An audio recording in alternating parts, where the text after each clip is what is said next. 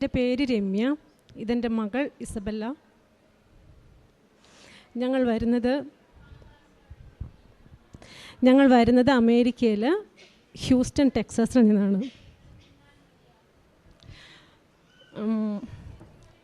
എൻ്റെ മകൾക്ക് ഹാർട്ടിൻ്റെ സർജറി ആയിരുന്നു. എൻ്റെ മകൾക്ക് ഹാർട്ടിൻ്റെ ഓപ്പൺ ഹാർട്ട് സർജറി ആയിരുന്നു സെപ്റ്റംബർ 5-ന്. ഞങ്ങൾ ജൂണിൽ ഇവിടെ വന്നിട്ടുണ്ടായിരുന്നു പേരൻസിനെല്ലാം കാണാനായിട്ട്. ജൂലൈയിൽ ഞങ്ങൾ തിരിച്ച് അമേരിക്കയ്ക്ക് പോയി. അവിടെ ചെന്ന് കഴിഞ്ഞ് 1-2 ദിവസം കഴിഞ്ഞപ്പോൾ മോള് പറയുന്നുണ്ടായിരുന്നു, എനിക്ക് ശ്വാസം മുട്ടുന്നുണ്ട് അമ്മേ. അപ്പോൾ അവൾക്ക് ചെറുപ്പം മുതൽ ഹാർട്ടിൻ്റെ ഒരു പ്രോബ്ലം ഉണ്ടായിരുന്നു. ഡോക്ടർ പറഞ്ഞത് അങ്ങനെ എന്തെങ്കിലും ഒരു സിംറ്റം ഉണ്ടെങ്കിൽ എത്രയും പെട്ടെന്ന് നിങ്ങൾ തിരികെ ഇവിടെ ഹോസ്പിറ്റലിൽ വരണമെന്നായിരുന്നു പറഞ്ഞത്. ഞങ്ങളങ്ങനെ ഓഗസ്റ്റ് അവസാനമായപ്പോഴത്തേനും ഞങ്ങൾ നാട്ടിൽ വന്നു. ഡോക്ടർ അപ്പോയിൻമെൻറ്റ് തന്നു സർജറിക്ക് 5-ാം തീയതി. സെപ്റ്റംബർ 5-ന് ഞങ്ങൾക്ക് ഡേറ്റ് തന്നു. ഞങ്ങൾ 3 പെൺകുട്ടികളാണ് വീട്ടിൽ. എൻ്റെ മൂത്ത ചേച്ചിയുടെ ഭർത്താവ് ഒത്തിരി വിശ്വാസത്തിൽ ജീവിക്കുന്ന വ്യക്തിയാണ്. എന്നോട് പറഞ്ഞു, രമ്യ നീ കൊച്ചിന് സർജറിക്ക് പോകുന്നതിന് മുന്നേ കൃപാസനത്തിൽ വന്ന് അമ്മയുടെ അടുത്ത് ഉടമ്പടി എടുക്കണമെന്ന്. എനിക്ക് വലിയ താല്പര്യമൊന്നും ഉണ്ടായിരുന്നില്ല വരാനായിട്ട്. പക്ഷെ കൂടുതൽ നിർബന്ധിച്ചപ്പം ഞാൻ വന്നു, എൻ്റെ മോളെയും കൂട്ടി വന്നു. പക്ഷെ ഇവിടെ വന്നു കഴിഞ്ഞപ്പോൾ ഉടമ്പടിക്ക് 3 മണിക്കൂർ ഇരിക്കണമെന്ന് പറഞ്ഞു. ഭയങ്കര ആൾക്കൂട്ടവും തിരക്കും, എനിക്കെന്തോ ശ്വാസം മുട്ടുന്ന പോലെയൊക്കെ തോന്നി. പിന്നെ മോള് പറഞ്ഞു, മമ്മി എനിക്കിവിടെ ഇരിക്കാൻ പറ്റുന്നില്ല, എനിക്ക് ബ്രീത്ത് ചെയ്യാൻ പറ്റുന്നില്ല എന്ന്. അപ്പോൾ ഞാൻ എന്ത് വിചാരിച്ചു, അവൾ പറഞ്ഞല്ലോ എൻ്റെ കുറ്റമല്ല, അന്ന് നമുക്ക് തിരിച്ചു പോയേക്കാം എന്ന് പറഞ്ഞ് ഞങ്ങൾ തിരിച്ചു പോയി. അങ്ങനെ പിറ്റേ ദിവസം ചെന്നൈയിലേക്ക് പോയി. ചെന്നൈയിലാണ് സർജറി നടന്നത്. അങ്ങനെ വെള്ളിയാഴ്ച ഞങ്ങൾ ചെന്നൈയിലേക്ക് തിരിച്ചു പോയി. തിങ്കളാഴ്ച സെപ്റ്റംബർ 5 തിങ്കളാഴ്ച കുഞ്ഞിനെ സർജറിക്ക് കയറ്റി. അന്ന് രാത്രി സർജറി കഴിഞ്ഞതിന് ശേഷം ഡോക്ടർ ഞങ്ങളെ വിളിച്ചിട്ട് പറഞ്ഞു, സർജറി എല്ലാം 100% സക്സസ് ആയിരുന്നു, കുഴപ്പമൊന്നുമില്ല, മോള് സെഡേഷനിലാണ്, ഉണരുമ്പോൾ വിളിക്കാമെന്ന് പറഞ്ഞു. അങ്ങനെ അന്ന് രാത്രി മോൾ കണ്ണു തുറന്നു, മോൾക്ക് എന്നെ കാണണമെന്ന് പറഞ്ഞു. എന്നെ വിളിച്ചു. അങ്ങനെ ഞാൻ പോയി മോളെ കണ്ടു. ഞങ്ങൾ കുറച്ച് നേരം സംസാരിച്ചു. എനിക്ക് സന്തോഷമായി. ഞങ്ങൾ തിരിച്ച് വീണ്ടും ഞാനും എൻ്റെ ഹസ്ബൻഡും കൂടി തിരിച്ച് റൂമിലോട്ട് വന്നു. അത് കഴിഞ്ഞ് പിറ്റേ ദിവസം വൈകുന്നേരമൊക്കെ ആയപ്പോഴത്തേനും മോള് ഞങ്ങളെ തിരിച്ചറിയുന്നില്ല, ഡിസോറിയൻറ്റഡാ, കൺഫ്യൂസ്ഡാ. അപ്പോൾ എൻ്റെ ഹസ്ബൻഡ് എന്നോട് പറഞ്ഞു, രമ്യ മോൾക്ക് എന്തൊക്കെയോ മാറ്റങ്ങളുണ്ട്, നീ ശ്രദ്ധിച്ചോ? ഞാൻ പറഞ്ഞില്ല ഷാൻഡു, അതൊക്കെ മാറിക്കോളും, അതൊക്കെ ഈ മരുന്നിൻ്റെയാ, വിഷമിക്കേണ്ട, അതൊക്കെ മാറിക്കോളും. പക്ഷേ 1-2 ദിവസം കഴിഞ്ഞപ്പോഴത്തേനും ഡോക്ടേഴ്സ് പറഞ്ഞു, ഇസബെല്ല കൺഫ്യൂസ്ഡ് ആണ്, ഡിസോറിയൻറ്റഡ് ആണ്, എന്തുകൊണ്ടാണ് ഇങ്ങനെ സംഭവിക്കണമെന്ന് ഞങ്ങൾക്കറിയില്ല. അവളുടെ എല്ലാ സിസ്റ്റവും നന്നായിട്ട് ഫങ്ഷൻ ചെയ്യുന്നുണ്ട്, വെൽ ഫങ്ഷൻഡ് ആണ്. അവൾക്ക് ഓപ്പറേഷൻ ചെയ്ത ഏരിയ 100% സക്സസ് ആണ്, ഒരു കുഴപ്പമില്ല, അത് വളരെ നന്നായിട്ട് ഫങ്ഷൻ ചെയ്യുന്നു. എല്ലാ ചെക്കപ്പും കഴിഞ്ഞു. എന്താണ് പ്രോബ്ലം, കൊച്ച് എന്തുകൊണ്ടാണ് ഇങ്ങനെ ഡിസോറിയൻറ്റഡ് ആവുന്നത്? കൺഫ്യൂസ്ഡ്, കൈയും കാലെല്ലാം വിട്ട് അടിക്കുന്നു, ഭയങ്കര അഗ്രസീവ്, ആർക്കും ഒന്നും കണ്ടുപിടിക്കാൻ പറ്റുന്നില്ല. ഡോക്ടേഴ്സ് പറഞ്ഞു, നിങ്ങൾ പ്രാർത്ഥിക്കുക, ഞങ്ങൾക്കൊന്നും ചെയ്യാനില്ല. അപ്പം ഞാൻ തകർന്നു. എനിക്ക് മനസ്സിലായി എല്ലാം കൈവിട്ടു. ഞാൻ എൻ്റെ അമ്മേനെ വിളിച്ചു പറഞ്ഞു. അമ്മ പറഞ്ഞു, മോളെ നീ കൃപാസന മാതാവിൻ്റെ പ്രാർത്ഥന ചെല്ല്, നീ ജോസഫ് അച്ഛൻ്റെ ഉടമ്പടി ധ്യാനം ചൊവ്വാഴ്ചകളിലെ ധ്യാനം നീ കേൾക്ക്, ജപമാല എത്തിച്ച് നീ പ്രാർത്ഥിക്കുക, സാക്ഷ്യങ്ങൾ കേൾക്കുമ്പം അത്ഭുതങ്ങൾ സംഭവിക്കും, നീ പ്രാർത്ഥിക്കും മോളെ. ഞാൻ പ്രാർത്ഥിച്ചുകൊണ്ടിരുന്നു. എൻ്റെ ചേച്ചിയുടെ ഭർത്താവ് കണ്ടിന്യൂസ് ആയിട്ട് വിളിച്ചുകൊണ്ടിരിക്കുക. അവർ UK-ലാണ്. രമ്യ നീ പോയി ഉടമ്പടി എടുക്കുക, കുഞ്ഞിന് അത്ഭുതം സംഭവിക്കും. പക്ഷേ എൻ്റെ ഭർത്താവും എൻ്റെ 2ാമത്തെ ചേച്ചിയും എൻ്റെ കൂടെ ഉണ്ടായിരുന്നു. അവർ പറഞ്ഞു, അതിൻ്റെ ആവശ്യമില്ല, മാതാവ് എവിടെ ഇരുന്ന് പ്രാർത്ഥിച്ചാലും കേൾക്കുമല്ലോ. ഇപ്പം ഈ രോഗാവസ്ഥയിൽ ICU കിടക്കണ എൻ്റെ കുഞ്ഞിനെ ഇട്ടിട്ട് എന്തിനാണ് നീ ഇപ്പം അവിടേക്ക് പോകുന്നത്? കുഞ്ഞിനിപ്പം നിന്നെയാണ് ആവശ്യം. അങ്ങനെ ഞായറാഴ്ച ഡോക്ടർ ഞങ്ങളെ വിളിച്ചിട്ട് പറഞ്ഞു, കുഞ്ഞിനെ റീവെൻറ്റിലേറ്റ് ചെയ്യണം, കാരണം അവൾ ഭയങ്കരമായിട്ട് കൈയും കാലിട്ട് അടിക്കുന്നു. ഓപ്പറേഷൻ ഹൃദയത്തെ ഇവിടെ സെൻറ്ററിൽ കൂടെ നടത്തിയത്, അതുകൊണ്ട് സ്റ്റിച്ചസിൻ്റെ കാര്യത്തിൽ അവർക്ക് പേടിയുണ്ട്. കൈയും കാലിട്ട് അടിച്ച് കഴിയുമ്പോഴത്തേനും സ്റ്റിച്ച് വീണ്ടും പൊട്ടി, പിന്നെ അത് വീണ്ടും കോംപ്ലിക്കേഷനിലോട്ട് പോകും. അതുകൊണ്ട് ഞങ്ങൾ അവളെ റീവെൻറ്റിലേറ്റ് ചെയ്യുവാണെന്ന് പറഞ്ഞു. ഞാനും എൻ്റെ ഭർത്താവും കംപ്ലീറ്റ് ആയിട്ടും തകർന്നു. ഞങ്ങളങ്ങനെ തിരികെ ഞങ്ങളുടെ കസിൻ്റെ വീട്ടിലാണ് ചെന്നൈയിൽ ഞങ്ങൾ നിന്നത്. അവിടേക്ക് പോന്നു. ദിവസത്തിൽ 2 പ്രാവശ്യം കുഞ്ഞിനെ കാണാൻ സമ്മതിക്കുകയുള്ളൂ. രാവിലെ 10 മണിക്കും വൈകുന്നേരം 4 മണിക്കും. അതിൻ്റെ ഇടയ്ക്ക് നമ്മളെ അവിടെ ഇരുത്താൻ അവർ സമ്മതിക്കില്ല. അങ്ങനെ ഞാൻ ഞങ്ങളുടെ കസിൻ്റെ വീട്ടിലോട്ട് പോന്നു. ചേച്ചിയുടെ ഭർത്താവ് വിളിച്ചിട്ട് പറഞ്ഞു, രമ്യയെ നീ ഉടമ്പടി എടുക്കാൻ നീ ഇപ്പം പോയില്ലെങ്കിൽ ഞാൻ വന്ന് കൊച്ചിന് വേണ്ടി ഉടമ്പടി എടുക്കുമെന്ന് പറഞ്ഞു. അപ്പോൾ എൻ്റെ മനസ്സിലോട്ടൊരു ചിന്ത വന്നു, എനിക്കിത്ര ആരോഗ്യം ദൈവം തന്നിട്ടുണ്ട്, എൻ്റെ കുഞ്ഞിന് വേണ്ടിയിട്ട് ഞാൻ ചെയ്തില്ലെങ്കിൽ പിന്നെ ആര് ചെയ്യും? ഞാനല്ലേ ആദ്യം ചെയ്യേണ്ടത്. ഞാൻ എൻ്റെ ഭർത്താവിനോട് പറഞ്ഞു, എനിക്കൊരു ടിക്കറ്റ് എടുത്ത് തരും കേരളത്തിലേക്ക്, എനിക്ക് നാളെ തന്നെ പോയി ഉടമ്പടി എടുക്കണം.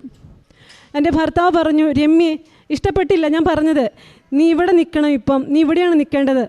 എൻ്റെ ചേച്ചി പറഞ്ഞു, രമ്യ നീ അവനെ വിഷമിപ്പിക്കല്ലേ, അവന് ഒത്തിരി സ്ട്രെസ്സുണ്ട്, നീ ഇപ്പോൾ പോവരുത്, എവിടെ ഇരുന്ന് പ്രാർത്ഥിച്ചാലും മാതാവ് കേൾക്കും. ഞാൻ പറഞ്ഞു പറ്റില്ല, എനിക്ക് എന്താണെങ്കിലും ടിക്കറ്റ് എടുത്ത് തരണം. അങ്ങനെ ഞാൻ ഞായറാഴ്ച രാത്രി ഞാൻ അവിടുന്ന് ഫ്ലൈറ്റിന് കൊച്ചിയിൽ വന്നിറങ്ങി. ഞാൻ ഫ്ലൈറ്റിലായിരിക്കുമ്പോൾ തന്നെ കൊച്ചിനെ റീവെൻറ്റിലേറ്റ് ചെയ്തു. ഞാൻ എങ്ങനെയാണ് എത്തിയതെന്നൊന്നും എനിക്കറിയില്ല. എയർപോർട്ടിൽ ഞാൻ അത്രയും അപ്സെറ്റായിരുന്നു, വേദനയോട് കൂടിയാണ് ഞാൻ പോയത്. എയർപോർട്ടിൽ വെച്ച് ഭർത്താവിനോട് ഞാൻ പറഞ്ഞു, തിരിച്ചു വരുമ്പം ഇതിനുള്ള മറുപടിയായിട്ടാണ് ഞാൻ വരുള്ളൂ, വിഷമിക്കാതിരിക്കുക, ഞാൻ മാതാവിൻ്റെ അടുത്ത് പ്രാർത്ഥിക്കാനാണ് പോകുന്നത്. അതുകൊണ്ട് പൂർണ്ണമായും വിശ്വസിക്കുന്നു അത് അമ്മ മേരി തന്നെയാണ് എൻ്റെ കുഞ്ഞിനെ വിളിച്ചുണർത്തിയത്. അങ്ങനെ റൂമിലോട്ട് മാറ്റി എനിക്ക് പ്രത്യക്ഷീകരണ പ്രാർത്ഥന ചെല്ലാനായിട്ട് ഞാൻ മെഴുകുതിരി കത്തിക്കുമ്പോൾ അതിൻ്റെ ഒരു സ്മെല്ല് വരുമല്ലോ, മെഴുകുതിരി ആദ്യം കത്തിക്കുമ്പോൾ ഒരു ചെറിയൊരു സ്മെല്ല് വരുമല്ലോ, അത് കുഞ്ഞിന് പറ്റുന്നുണ്ടായിരുന്നില്ല. എനിക്ക് ഭയങ്കര വിഷമമായി. ഞാൻ എന്ത് ചെയ്യും ദൈവമേ എന്ന് ഓർത്തു. ഞാൻ അങ്ങനെ ബാത്റൂമിൽ, അവിടെ വാഷ്റൂമിൽ ഞാൻ കൊണ്ടുപോകുമായിരുന്നു. മാതാവിൻ്റെ രൂപവും മെഴുകുതിരിയും കൂടിയും കൊണ്ടുപോയി അവിടെ വെച്ചാൽ ഞാൻ പ്രാർത്ഥിച്ചുകൊണ്ടിരുന്നത്. അങ്ങനെ പനി മാറുന്നില്ല. 1 ദിവസമായി, 2 ദിവസമായി, 3 ദിവസമായി പനി മാറുന്നില്ല. പനി ഇല്ലായിരുന്നെങ്കിൽ ഞങ്ങൾക്ക് അന്നേ ഡിസ്ചാർജ് ചെയ്ത് ഡോക്ടർ ഞങ്ങളെ വീട്ടിൽ വിട്ടേനെ. ഡോക്ടേഴ്സ് പറഞ്ഞു പനി മാറട്ടെ എന്നിട്ട് വിടാം. അപ്പോൾ പനി മാറുന്നില്ല. ഞാൻ മാതാവിനോട് പറഞ്ഞു, അമ്മ മാതാവേ, എനിക്ക് ഭയങ്കര വേദന, എനിക്ക് ഭയങ്കര വിഷമം തോന്നുന്നു, ഈ ബാത്റൂമിൽ നിന്ന് പ്രാർത്ഥിക്കാനായിട്ട് അമ്മയുടെ രൂപം ബാത്റൂമിലോട്ട് കൊണ്ടുവരാൻ ഭയങ്കര വേദന തോന്നുന്നു, എത്രയും പെട്ടെന്ന് എല്ലാ പ്രശ്നങ്ങൾക്കും പരിഹാരം തന്ന് ഞങ്ങളെ ഡിസ്ചാർജ് ചെയ്യിപ്പിക്കണം. പിറ്റേ ദിവസമായപ്പോഴത്തേനും എല്ലാം മാറി. പിറ്റേ ദിവസം ഞങ്ങളെ ഡിസ്ചാർജ് ചെയ്യിപ്പിച്ചു. അങ്ങനെ അടുക്കി ഞങ്ങൾക്ക് എപ്പോഴും എന്ത് പ്രാർത്ഥിക്കുന്നോ അതിനൊക്കെ ഉത്തരം തന്നുകൊണ്ടിരിക്കുകയാണ്. അതുപോലെ അത് കഴിഞ്ഞ് 10-15 ദിവസം കഴിഞ്ഞ് ഞങ്ങൾ വീണ്ടും കേരളത്തിലേക്ക് പോന്നു. എൻ്റെ അപ്പച്ചൻ്റെ വീട്ടിലാണ് ഞങ്ങളിപ്പോൾ താമസിക്കുന്നത്. ഇപ്പോൾ 2.5 മാസമായി. ഇതായി നിൽക്കുന്ന മോളാണ്. ഒരു കുഴപ്പമില്ലാതെ പൂർണ്ണ ആരോഗ്യവതിയായിട്ട് അമ്മ മാതാവ് ഞങ്ങൾക്ക് ഞങ്ങളുടെ മകളെ തന്നിരിക്കുകയാണ്.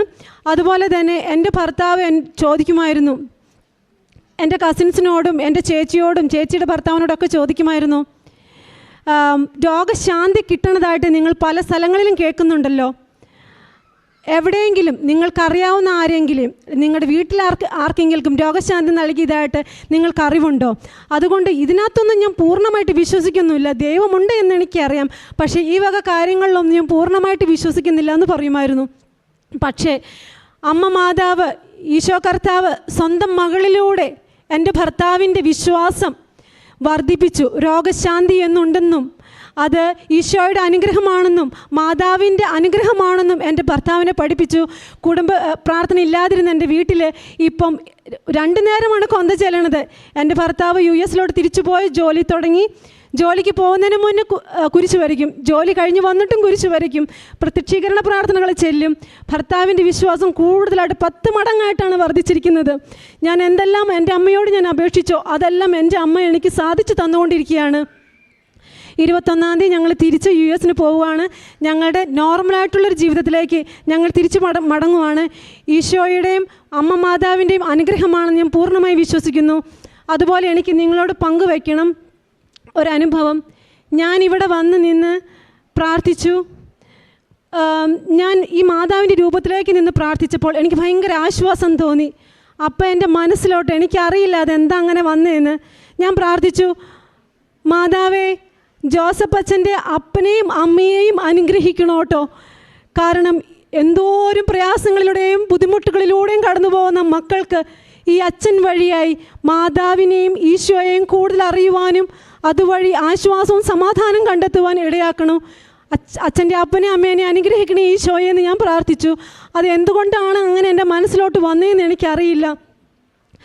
ഞാൻ ഉടമ്പടി പ്രകാരമുള്ള കാരുണ്യ പ്രവർത്തികൾ എന്നെക്കാൾ കഴിയുന്ന വിധം ഞാൻ ചെയ്തു തീർത്തു. ആശുപത്രികളിലൂടെയും വഴികളിലൂടെയും എല്ലാം നടന്ന് ഞാൻ ഈശോയുടെ മാതാവിൻ്റെ പത്രം ഞാൻ പലവർക്കുമായിട്ട് ഞാൻ കൊടുത്തു. കാരുണ്യ പ്രവർത്തികളിൽ പലതും ഞാൻ ചെയ്തു. അങ്ങനെ ഈശോയുടെ വലിയൊരു അനുഗ്രഹം, ഞങ്ങളുടെ കുടുംബം ഇപ്പോൾ കൃപാസന മാതാവിൻ്റെ വലിയൊരു അനുഗ്രഹത്തിൽ ഞങ്ങൾ ജീവിക്കുകയാണ്.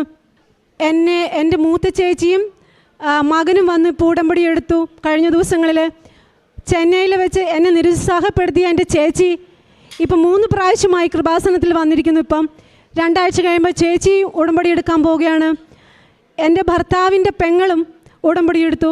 അങ്ങനെ ഞങ്ങളുടെ കുടുംബം മൊത്തം മാതാവിൻ്റെ അനുഗ്രഹത്താൽ ഞങ്ങൾ ജീവിക്കുകയാണ്. ഞങ്ങൾക്ക് എന്തെന്നില്ലാത്ത സന്തോഷമാണ്. ഇപ്പം ഈശോയുടെ നാമം എൻ്റെ കുഞ്ഞു വഴിയായിട്ട് മഹത്വപ്പെട്ടതിന് ഞാൻ 1000 നന്ദി പറയുന്നു.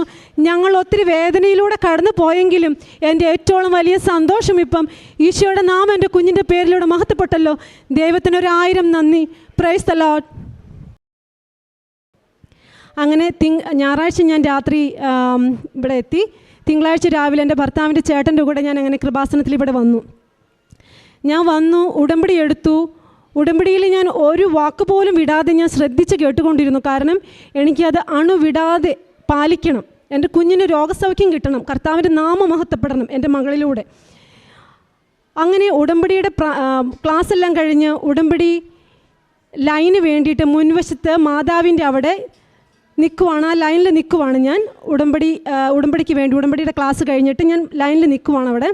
അപ്പോൾ ഞാൻ എൻ്റെ ഫോൺ വെറുതെ ഞാൻ ചെക്ക് ചെയ്തു. അപ്പോൾ അതിലൊരു മെസ്സേജ് കിടക്കുന്നു എൻ്റെ ഭർത്താവിൻ്റെ. ഞാൻ പേടിച്ചു പോയി. ദൈവമേ, ഇനി അടുത്തത് എന്തായിരിക്കും മാതാവേ? അത് വേറെ ഒന്നും ആയിരുന്നില്ല, ഇങ്ങനെയായിരുന്നു മെസ്സേജ്. രമ്യയെ, നമ്മുടെ മോള് കണ്ണ് തുറന്നു, എന്നെ നോക്കി ഡാഡിയാണെന്ന് പറഞ്ഞപ്പോൾ അവൾ എന്നെ കണ്ണിലോട്ട് നോക്കി, എൻ്റെ കയ്യിൽ മുറുക്കി പിടിച്ചു, കാലനക്കി, കൈയനക്കി. പറയുന്ന കമാൻഡ്മെൻറ്റ്സ് എല്ലാം അവൾ ഫോളോ ചെയ്യുന്നു.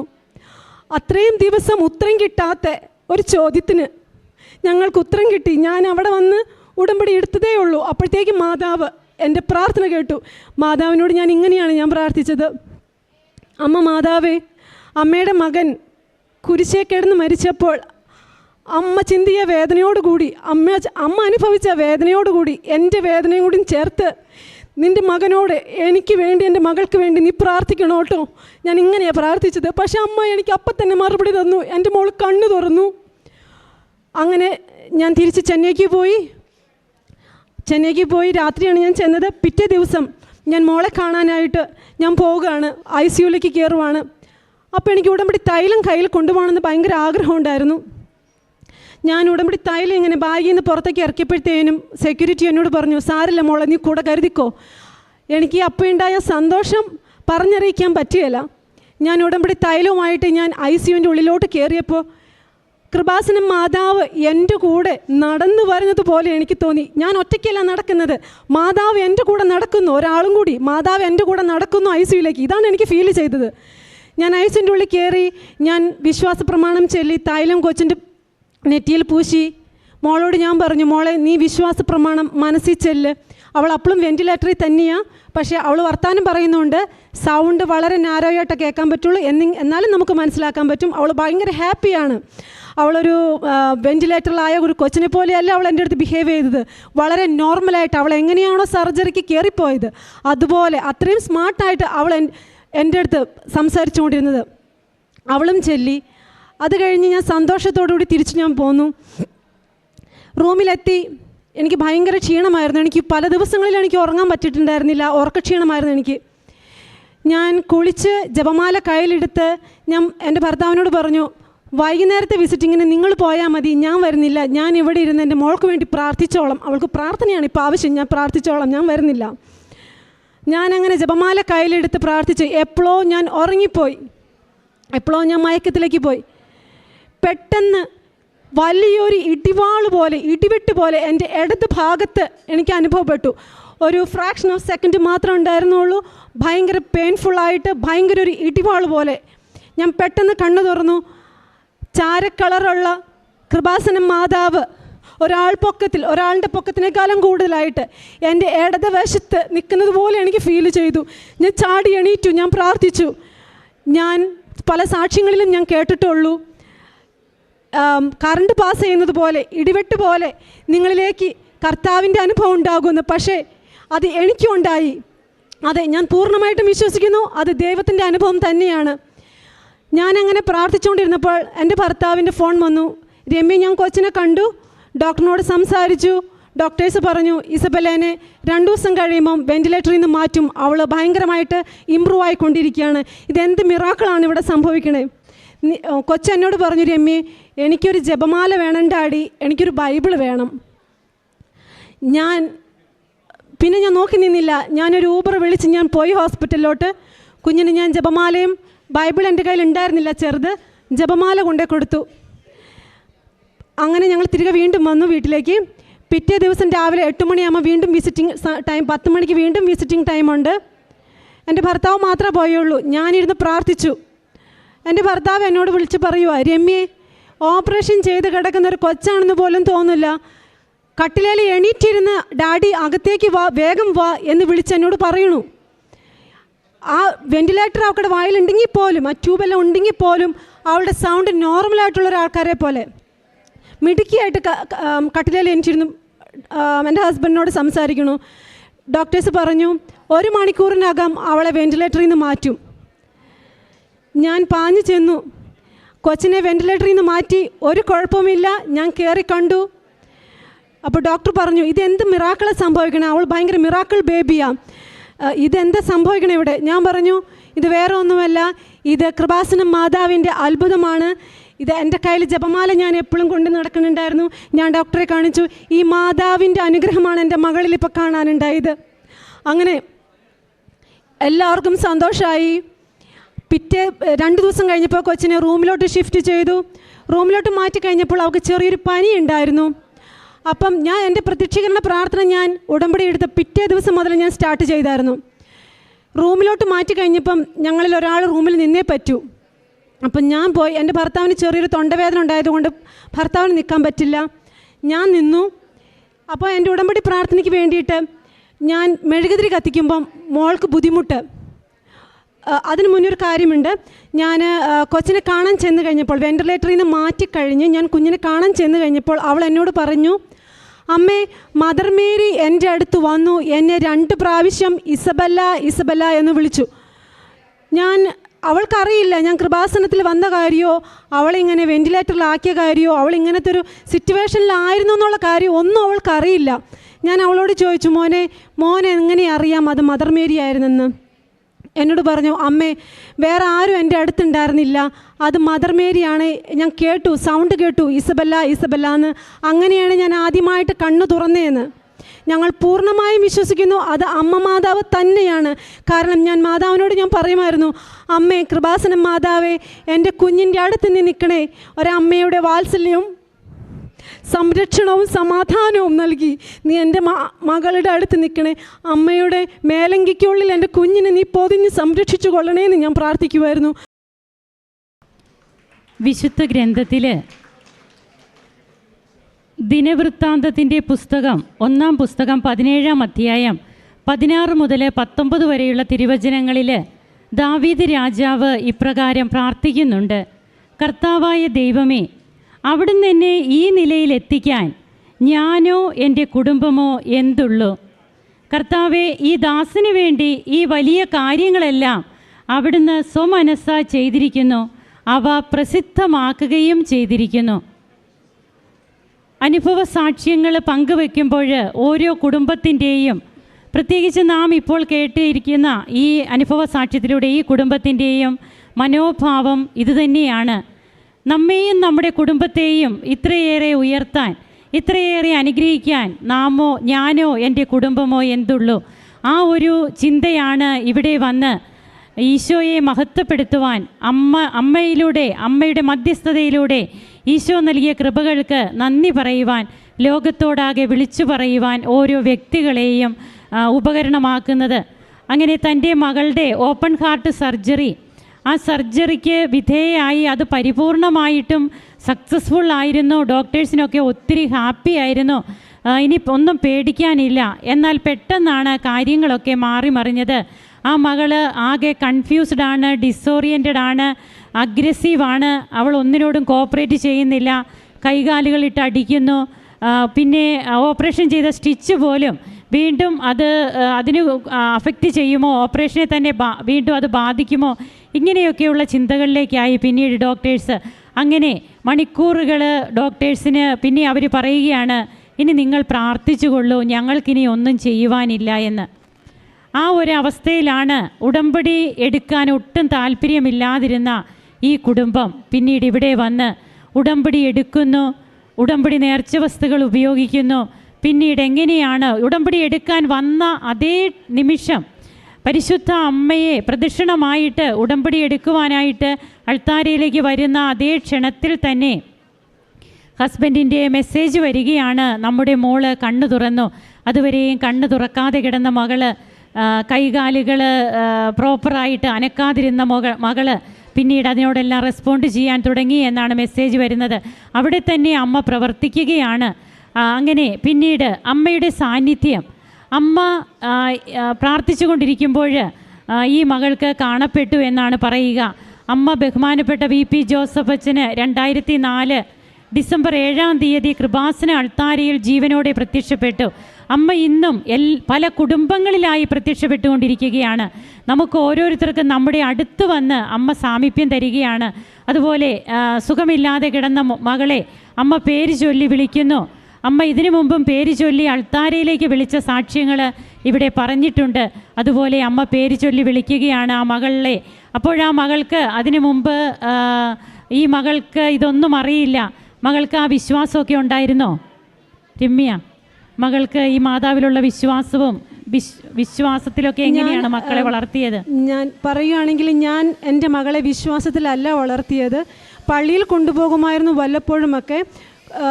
അപ്പം മോൾ എന്നോട് പറയുന്നു, ഇപ്പം അമ്മേ ഞാൻ ബിലീവ് ചെയ്തിരുന്നു, കാരണം ഞാൻ ക്രിസ്ത്യാനി ആയതുകൊണ്ടും അമ്മ എന്നെ പള്ളിയിൽ കൊണ്ടുപോയത് കൊണ്ടും എനിക്ക് ഫെയ്ത്ത് ഉണ്ടായില്ല. ഇപ്പോൾ എനിക്ക് നല്ല ഫെയ്ത്താണുള്ളത്. ബിലീവ് ചെയ്യണതിനേക്കാളും കൂടുതൽ എനിക്കിപ്പോൾ നല്ല ഫെയ്ത്താണുള്ളതെന്ന്. അപ്പോൾ തൻ്റെ മക്കളെ വേണ്ട രീതിയിൽ വേണ്ട സമയത്ത് പറഞ്ഞു കൊടുക്കുവാൻ സാധിക്കാതിരുന്ന ഒരു അവസരത്തെക്കുറിച്ച് റിഗ്രറ്റ് ചെയ്യുന്നു. എന്നാൽ എല്ലാറ്റിലും ഉപരിയായി ഇന്ന് കുടുംബം ഒന്നാകെ എങ്ങനെയാണ് ഈശോയുടെ സാക്ഷികളായി കുടുംബത്തിൽ ആകെ സമാധാനം, സന്തോഷം, പറഞ്ഞറിയിക്കാൻ വയ്യാത്ത ഒരു ആനന്ദം തനിക്ക് അമ്മയുടെ സാന്നിധ്യം ഉണ്ടാകുന്നതായിട്ടും ഒരു ഇടിവാൾ പോലെ തൻ്റെ ഹൃദയത്തിലേക്ക് ഒരു ശക്തി കടന്നു വരുന്നതായിട്ടുമൊക്കെ ഈ മകൾ ഇവിടെ സാക്ഷ്യപ്പെടുത്തി. അത് അമ്മയുടെ സാന്നിധ്യം, അത് നമുക്ക് കുളിർമയാകാം, അല്ലെങ്കിൽ ദൈവത്തിൻ്റെ ശക്തി നമുക്ക് കുളിർമയാകാം, മഞ്ഞാകാം, നമുക്ക് കുളിർ കാറ്റാകാം, അത് അഗ്നിയാകാം. ഇങ്ങനെ ഏതൊക്കെ രൂപത്തിലാണ് ദൈവം നമ്മുടെ ജീവിതത്തിലേക്ക് കടന്നു വരുന്നത്. ഇതൊക്കെ ആദ്യത്തെ അനുഭവങ്ങളൊന്നുമല്ല. അങ്ങനെ തങ്ങളുടെ കുടുംബത്തെ ഒന്നാകെ പിടിച്ചു നിർത്തിയ ഒന്ന് ഉരുക്കി വാർത്ത തങ്ങളുടെ മകളിലൂടെ ഒരു പുതിയ വ്യക്തികളാക്കി തങ്ങളെ മാറ്റിയ ദൈവത്തിന് നന്ദി പറഞ്ഞുകൊണ്ട് ഈ കുടുംബം നിൽക്കുകയാണ്. അതോടൊപ്പം ഇവരുടെ കുടുംബത്തിലെ പലരും ഇവിടെ വന്ന് ഉടമ്പടി എടുത്തു. അതൊക്കെ ഈശോയെ മഹത്വപ്പെടുത്തുന്നതിന് ഇവരെ കുടുംബം ഒന്നാകെ ഒന്നിപ്പിച്ചു എന്നുള്ളതാണ് നമുക്ക് മനസ്സിലാവുക. നമുക്ക് കരങ്ങൾ അടിച്ച് ഈശോയ്ക്കും അമ്മയ്ക്കും നന്ദി പറയാം, ദൈവത്തെ മഹത്വപ്പെടുത്താം. യേശുവേ നന്ദി, യേശുവേ സ്തുതി.